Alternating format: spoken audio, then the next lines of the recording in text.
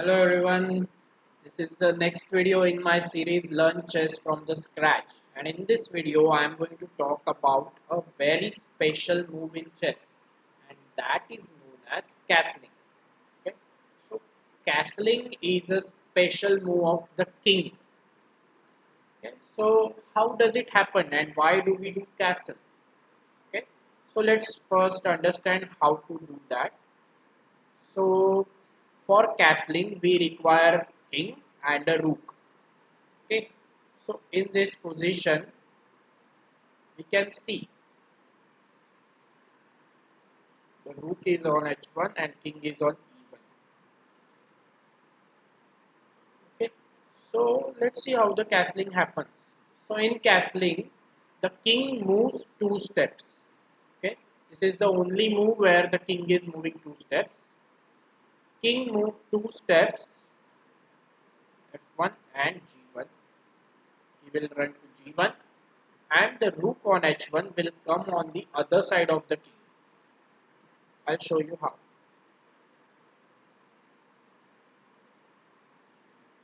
King to g1, let's put that, and automatically the rook will come on the other side of the king.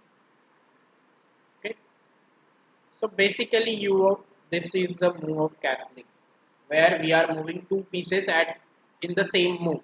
King moves two steps and the rook comes on the other side of the king. Simple. Okay, so why are we doing this castling? Look at the position of the king. It is so safe there. Why do we need to keep our king safe? Because king is the most important piece in the game, and if our king gets trapped, that means checkmate, then we will lose the game. That's why this castling move gives a castle, a palace to our king.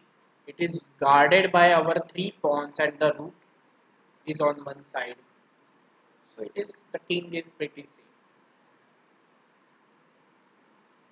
Okay, for black as well, black can also do the same thing. King on G8 and castle. Okay, so castling happens with king and rook.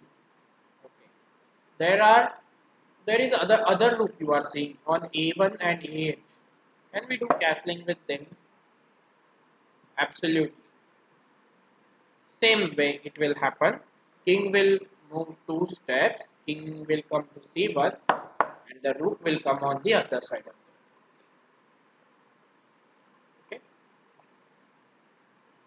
So these are two types of castling. As you can see,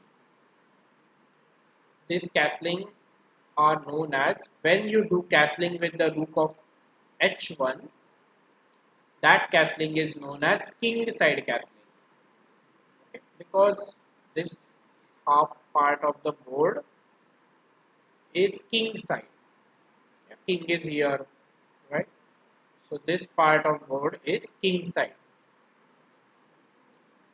Similarly, if you are doing castling with the rook on a1 or a8, you are doing castling with the rook on queen side. Queen comes on d1, do you remember? So this half of the board is known as queen side of the chessboard. So when you do castling with the a1 rook, it is known as queen side castling. Okay, clear? Two types of castling, king side castling and queen side castling. How does the castling happen? King moves two steps on the side of the rook and the rook comes on the other side of the king. Clear? Okay, now let's see some rules of the castling. We also understood why we are doing castling, right? We are safeguarding our king. We don't want our king to be in the open and be attacked by our opponent's pieces. So we are keeping the king in a corner, like you stay there, it's your palace, and we will attack the other king. Okay, let's see some rules of castling. First of all, first important rule is the king and rook should not have anyone in between. There it should be a free space. Yeah, that's the first rule. Castling won't happen if there is someone in between. Let's say there is a pawn on f1. That is not possible. Let's say there is a bishop on f1. It can't happen then. The castling will not happen. We will have to put the bishop out first and then we can do the castling. Okay. The second rule of castling is our king and rook shouldn't have previously moved. They should be on their original position. Okay, for castling to happen. What does that mean? Let, let's see. Let's try to move the king on e2. Let's say he also moves something. Let's bring back the king on e1. Let's say he also moves something. And now let's try to do castling.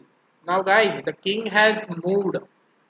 So the rules of castling says you cannot castle if your king has moved previously. If your king or the rook or the chosen rook have moved previously. So let's try to do castling. Will it happen? See, I'm putting my king on g1. The castling will not happen. You got this rule? So our king and rook shouldn't have previously moved. They should be on their original position. Next rule.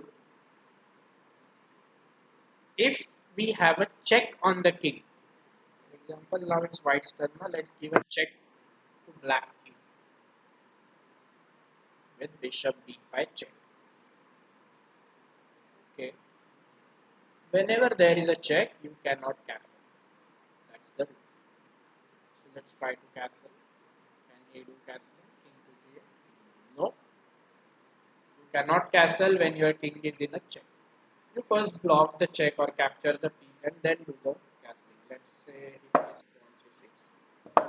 Bishop goes back. And now, as you can see, there is no check. The pawn on c6 is blocking the check. So black can easily do that. Okay, simple. Next rule says that the squares from which the king is traveling should not be covered by opponent's pieces. That means these two squares in king side castling of white king will be traveling from f1 and g1, right? If those two squares are controlled by our enemy's pieces, we cannot do that.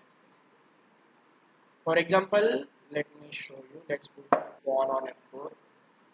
Let's say he castle queen side. And now I'm trying to do castle on the king side with white. It won't happen. Do you know why? Just see this bishop here, which is guarding the g1 square, guys.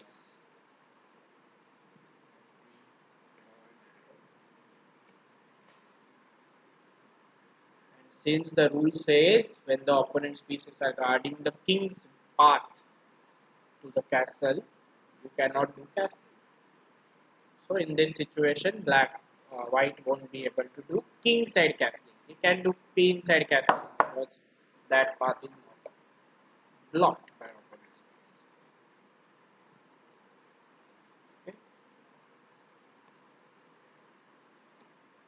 So yeah, that's pretty much it. We have few rules. King and rook shouldn't have previously moved. There should be no one in between the king and the rook for doing castling. Then next rule is your king should not be in a check. And next, the final rule is the squares from which the king is traveling shouldn't be covered by our enemy pieces. So those are all the rules of castling. And how do you do castling?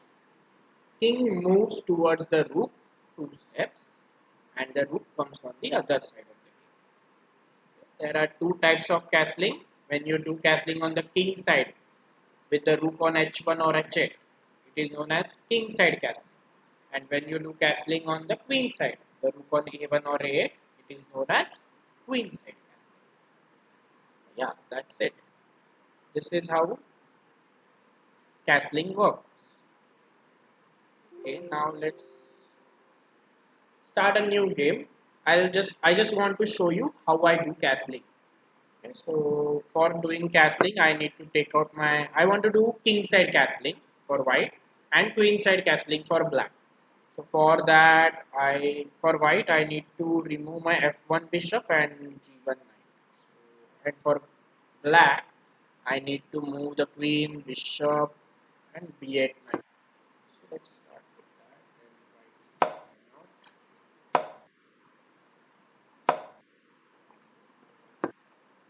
I'm just making a way for every. Now, look at the white pieces. White king is on e1 and white rook is on h1. They haven't moved in the game. White is not under a check, so every rule is followed right now, and I can just do castle. And I'm safeguarding my king. As I say, my king is safe now. Black also wants to do the same, so his queen is in between. So he first takes out the queen.